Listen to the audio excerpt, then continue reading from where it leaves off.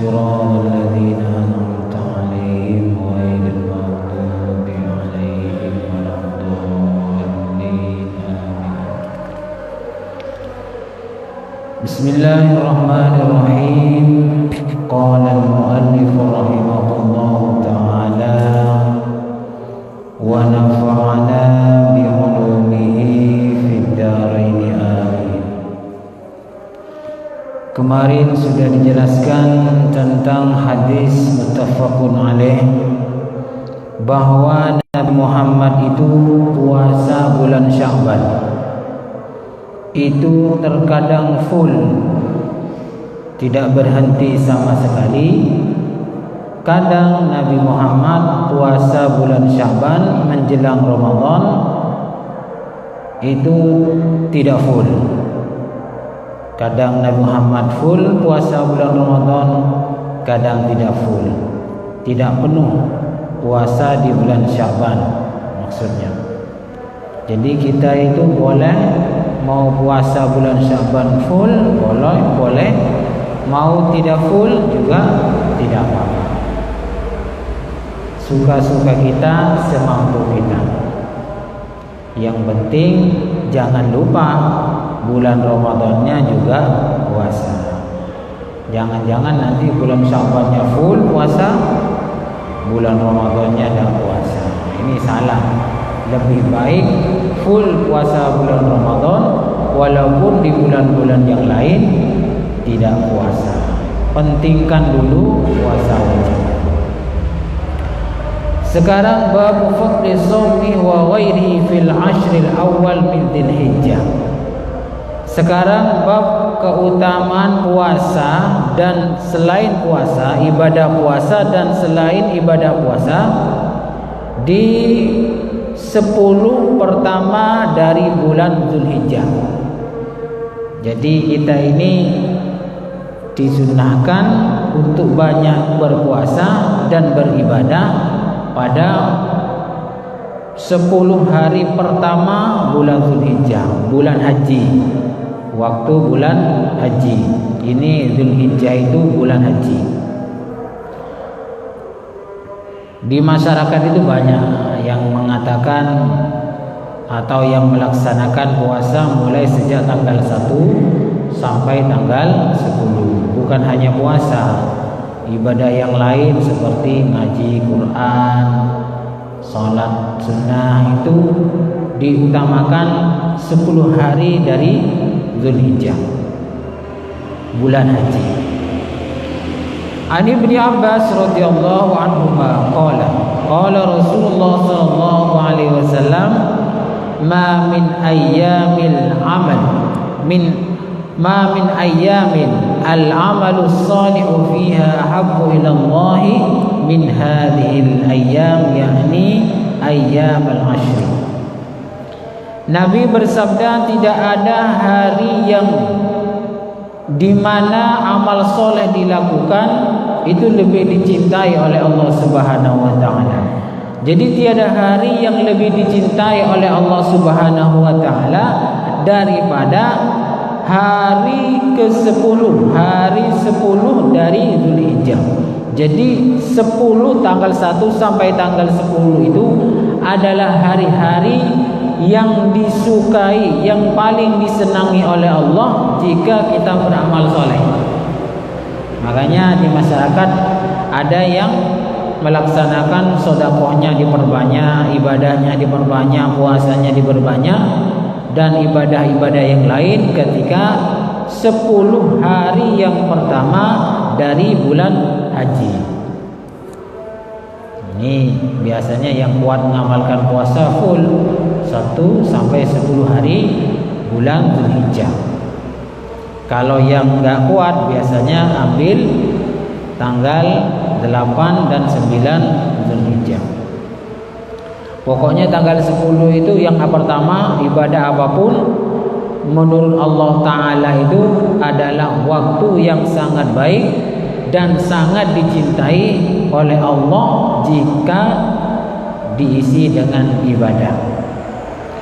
Qalu, sahabat bertanya, ya Rasulullah, walal jihadu fi sabilillah, Bagaimana kalau dibanding dengan jihad fi sabilillah?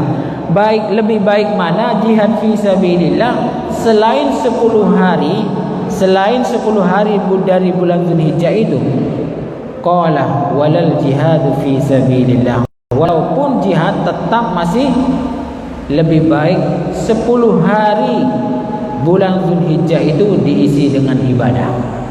Jadi lebih baik kita itu ibadah di 10 hari yang pertama bulan Zulhijjah, bulan haji, diisi dengan ibadah, itu lebih baik daripada jihad fi sabilillah.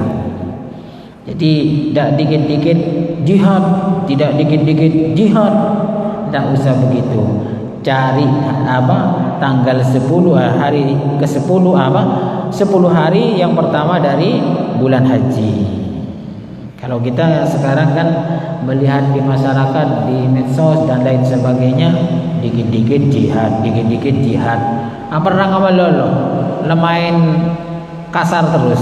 Padahal di sisi lain Nabi Muhammad memberi kesempatan ibadah yang lebih baik daripada jihad fi sabilillah, yaitu ibadah pada hari yang ke-10, 10 hari dari bulan Zulhijjah atau bulan haji.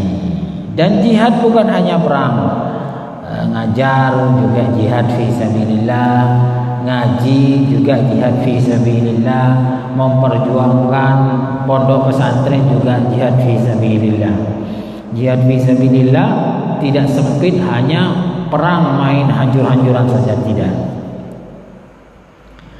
Illa rajulun kharaja bi nafsihi wa malihi falam yarji' min dzalika bi syai'in, rawahu Bukhari. Ada juga yang bisa dibandingkan dengan ibadah 10 hari bulan Zulhijjah, itu yang 10 hari yang pertama bulan Zulhijjah. Ada yang bisa juga disamakan dengan itu adalah orang yang keluar dengan hartanya, kemudian dia pulang tidak membawa apa-apa. Artinya dia keluar mensedekahkan hartanya dan pulangnya uangnya sudah habis.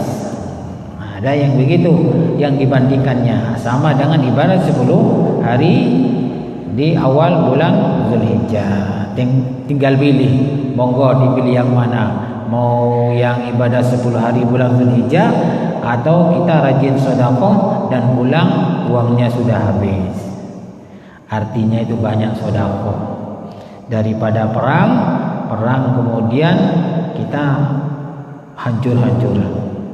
Apalagi di zaman sekarang itu banyak yang perang sesama Islamnya, rebut kekuasaan, perang sama Islamnya, tambah tidak baik. Berikutnya babu fadli shaumi yaumi Arafah wa Asyura wa Tasu'a. Sekarang bab keutamaan puasa hari Arafah, wa Asyura dan hari Asyura, wa Tasu'a dan hari Tasu'a. Kalau yaumi Arafah ini puasa tanggal 9 bulan Zulhijjah. Kalau Asyura puasa 10 Muharram. Wa Tasu'a puasa 9 Muharram. Ini bab puasa-puasa sunnah yang dianjurkan oleh Nabi Muhammad SAW. Kalau selain puasa-puasa yang disebutkan di sini, insya Allah itu namanya puasa yang tidak disunahkan oleh Nabi, tapi umpama dilakukan ya tidak apa-apa. Contoh puasa full, umpamanya 1 bulan full, itu tidak pernah Nabi Muhammad mengajarkan. Yang diajarkan ya seperti puasa-puasa ini. Umpama dilakukan gimana? Ya tidak apa-apa, dapat pahala. Cuman Nabi Muhammad tidak memerintahkan. Kalau puasa Daud kan 1 hari puasa, 1 hari tidak puasa, itu disunahkan juga. Kalau yang di sini puasa Arafah, Asyura, Tasu'a, Senin Kemis dan lain sebagainya. Tapi kalau puasa full, setiap bulan puasanya full, itu tidak pernah disunahkan oleh Rasulullah karena khawatir umatnya ada kuat. Umpama kuat ya seperti hadis yang kemarin. Nah, zidni ya Rasulullah, tambahi lagi ya. zidni ya Rasulullah, suruh tambahin. Akhirnya ya terserahlah sewat kuota begitu. Tapi kita itu sangat disayang oleh Rasulullah, tidak sampai diperintahkan atau disunahkan puasa sebut 1 bulan full, tidak, karena Nabi Muhammad itu masih mengerti kekuatan umatnya. An Abi Qatadah radhiyallahu anhu qala su'ila Rasulullah sallallahu alaihi wasallam an shaumi yaumi Arafah. Nabi Muhammad ini ditanya tentang puasa Arafah. Puasa Arafah itu tanggal 9 bulan Haji. Jadi kalau di sini kalau di Mekah itu melaksanakan haji, wukuf di Arafah, diam di tanah Arafah, maka di selain orang yang melaksanakan haji disunnahkan untuk puasa Arafah. Qala, setelah ditanya Nabi Muhammad tentang puasa Arafah, qala Nabi Muhammad jawab, yukaffiru sanatal madiyah wal baqiyah, rawahu Muslim. Puasa Yaum Arafah pada hari Arafah tanggal 9 bulan Haji Zulhijjah itu dapat menghapus dosa yang tahun yang lalu, wal baqiyah, dan tahun sebelumnya. Wal baqiyah, tahun sebelumnya yang kemarin. Jadi kalau puasa bulan Arafah, Yaum Arafah, hari Arafah itu bisa menghapuskan dosa 2 tahun. Jadi tahun yang kemarin dan tahun sebelumnya kemarin, 2 tahun. Tapi ingat ya, ini menghapus dosa yang bukan dosa besar. Kalau dosa besar tidak bisa dihapus dengan berpuasa Yaum Arafah, hari Arafah, atau dosa sama sesama manusia, tidak bisa dihapus pakai ini. Atau dosa sama hewan, ada dosa sama hewan, ada kucing moro mentong, dosa. Ayam moro tokol sampai mati, ya dosa sama ayam. Bagaimana nanti minta maafnya? Ya minta maaf nanti sama ayam. Jadi dosa itu bukan hanya kepada manusia, tapi dosa juga kepada binatang. Dosa sama binatang seperti memukul, tidak punya salah moro dipukul. Jadi puasa yang seperti ini kalau kita lakukan bisa menghapus 2 tahun dosa kita yang sebelum tahun sebelumnya dan tahun sebelumnya lagi. Nah ini wis, insyaallah kalau kita rajin-rajin ibadah yang dianjurkan oleh Nabi Muhammad, insyaallah kita ini menjadi orang yang ahli surga dan dijauhkan dari api neraka. Dan kebanyakan orang masyarakat Islam itu, bukan kebanyakan sih, banyak yang puasa Yaum Arafah pada hari Arafah. Hari Arafah ini sebelumnya hari raya besar. Sebelumnya hari raya besar itu Yaum Arafah, puasa sunnah dan sangat dianjurkan oleh Nabi Muhammad SAW. Berikutnya wa ani bin Abbas radhiyallahu anhuma anna Rasulullah sallallahu alaihi wasallam shoma yaum Asyura wa amara bi shaumi siyamihi, muttafaqun alaih. Nabi Muhammad ini berpuasa yaum Asyura. Yaum Asyura itu tanggal 10 Muharram. Kalau di Indonesia, di Selok Besuki dan daerah-daerah yang lain biasanya bersamaan dengan santunan anak yatim piatu. Jadi Yaum Asyura tanggal 10 bulan Muharram. Wa amara bisiyamihi, dan Nabi Muhammad memerintahkan untuk melakukan puasa di hari Asyura tanggal 10 bulan Muharram. Nabi Muhammad melakukan, Nabi Muhammad juga memerintahkan. Yaum Asyura tanggal 10 bulan Muharram. Jadi banyak puasa-puasa sunnah kalau kita mau melakukan. Umpama ada puasa, ya tidak apa-apa, berarti tidak melaksanakan sunnah. Wa an Abi Qatadah radhiyallahu anhu anna Rasulullah sallallahu alaihi wasallam su'ila an siyam yaum Asyura. Nabi Muhammad ini ditanya tentang puasa hari 10 bulan Muharram. Tanggal 10 bulan Muharram itu ditanya, kenapa Kanjeng Nabi kok disunnahkan untuk puasa Asyura tanggal 10 bulan Muharram? Faqala, Nabi menjawab, yukaffirus sanatal madiyah, rawahu Muslim. Karena puasa tanggal 10 bulan Muharram dapat menghapus dosa tahun yang kemarin. Jadi kalau puasa Asyura menghapus dosa tahun yang kemarin, kalau puasa Arafah tanggal 9 bulan Dzulhijjah dapat menghapus 2 tahun sebelumnya. Kemudian kita berpikir, kalau puasa semua ini bersih dosanya. Insya Allah begitu. Tapi yang dosa tidak besar, yang dosa besar tidak bisa, harus tobat. Nah, jadi kalau kita sudah biasa mengamalkan ini, hati-hati ya. Kalau Anda sudah mengamalkan, hati-hati, jangan merasa lebih baik daripada orang lain. Oh, orang itu kalau bulan Asyura 10 Asyura tidak puasa. Oh, orang itu kalau Yaum Arafah tidak puasa.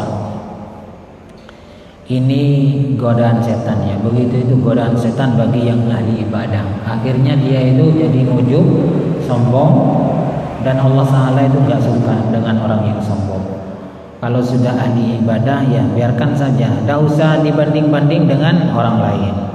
Karena Allah tidak suka bangga dengan ibadah kita ini, juga Allah tidak suka. Ya sudahlah, biarkan. Kalau sudah puasa ya puasa, tidak usah membanding-bandingkan dengan orang lain yang tidak puasa sunnah yang seperti ini. Diam saja, biar kita itu selamat hati kita dari ujub, dan kita selamat pahalanya tidak sampai habis karena kita melakukan kesombongan. Wa an Ibnu Abbas radhiyallahu anhu qala Rasulullah sallallahu alaihi wasallam, la in baqitu ila qabilin la sumanna at-tasi'ah, rawahu Muslim. Kata Nabi, hadis dari sahabat Ibnu Abbas, seandainya saya ini bisa ketemu tahun depan, saya betul-betul akan melakukan puasa Tasu'ah, hari tanggal 9 bulan Muharram. Tasu'ah. Kalau Dzulhijjah, 9 Dzulhijjah itu namanya Arafah, Tarwiyah. Kalau Tasu'ah 9 Muharram. Jadi 9 Muharram itu juga disunahkan oleh Nabi, dan Nabi Muhammad juga mensunnahkan untuk puasa pada tanggal 10 Muharram. Banyaklah puasa-puasa sunnah kalau kita mau atau rajin untuk melaksanakan sholat sunnah, puasa sunnah. Mungkin ada yang mau ditanyakan? Ya.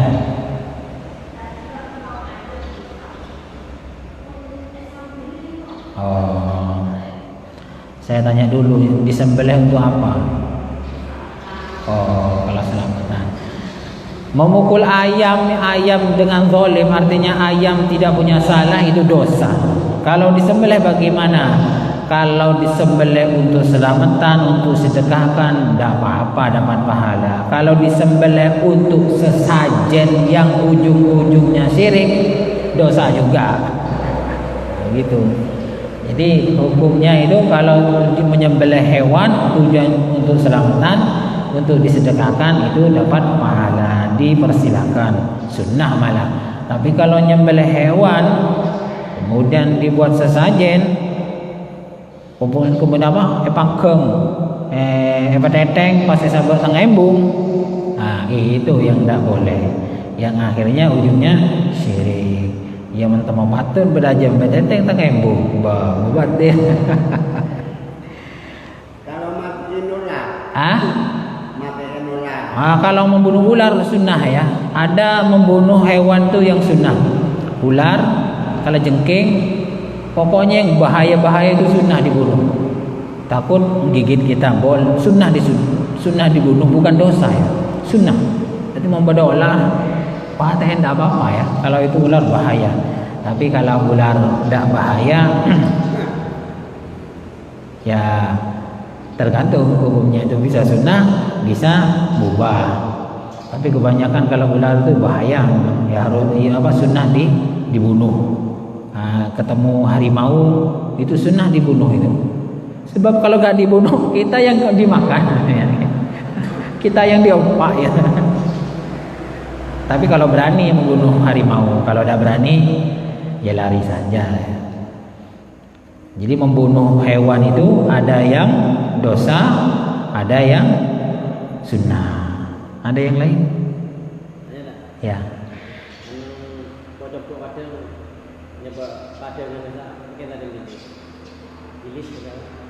Ngasih makanan apa? Deureun apa? Oh. Sengaja ngasih sama semut.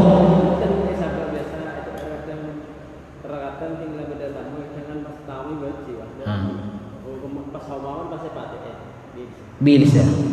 Gini ya, kalau ada semut makan makanan kita jangan dibunuh, ditak-tak ya, tak-tak. Karena semut itu sebenarnya diutus oleh Allah bukan untuk mengganggu, cuman ingin mengambil rezeki yang ada di kita. Ada orang ulama sufi justru semut itu dikasih makan. Jadi setiap hari ada orang itu memang ngasih makan semut. Nah, dikasih makan. Lalat itu kan kalau dibunuh, sebentar dulu. Lalat kalau kondisi bahaya harus dibunuh. Sunnah dibunuh, bukan harus dibunuh. Seperti lalat masuk ke air minum kita. Nah, itu harus dibunuh itu. Sunnah dibunuh ya. Ditenggelamkan pada sekali. Nah, karena di lalat itu satunya sayapnya ada obat, satunya ada penyakit. Jadi kalau ada lalat masuk ke makanan atau minuman kita, kata Rasulullah, tenggelamkan sekali. Iya, sunnah begitu. Karena kalau nggak ditenggelamkan sekali, itu penyakitnya yang ada di minuman. Tapi kalau ditenggelamkan, kata Rasulullah, ada penawarnya, yaitu di sayap satunya itu. Jadi sayap satunya itu penyakit, sayap yang satunya untuk obat. Jadi kalau ada lalat masuk ke kopi kita atau minuman kita, tenggelamkan sekali, tidak apa-apa diminum. Mone gulunyo sekali, nyaman, geragasnya. Kok lalat ya keluar. Dibuangnya, ditenggelamkan ke airnya, kemudian dibuang. Jangan terus dimakan sak lalat-lalatnya. Wah, ini ada bola. Lalat nih kan. Jadi begitu. Itu hukum itu tergantung apa ya, ilatnya apa masalahnya.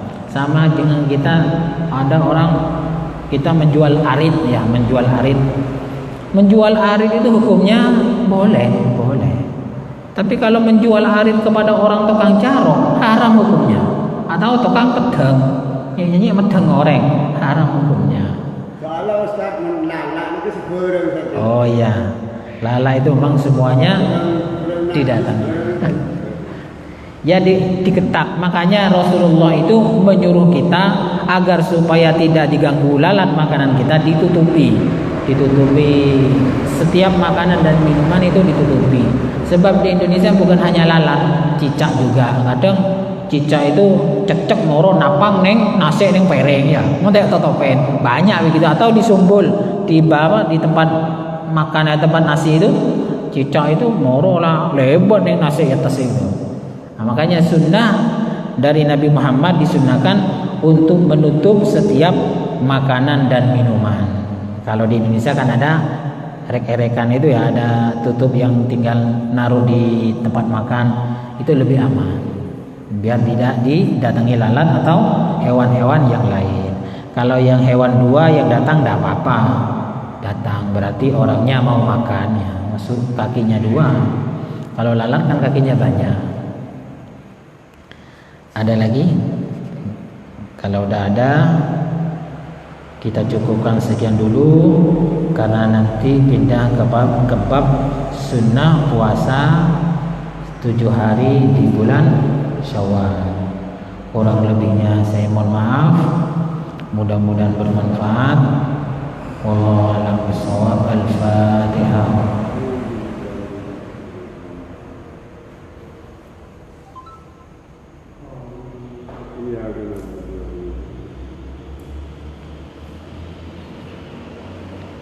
Assalamualaikum warahmatullahi wabarakatuh.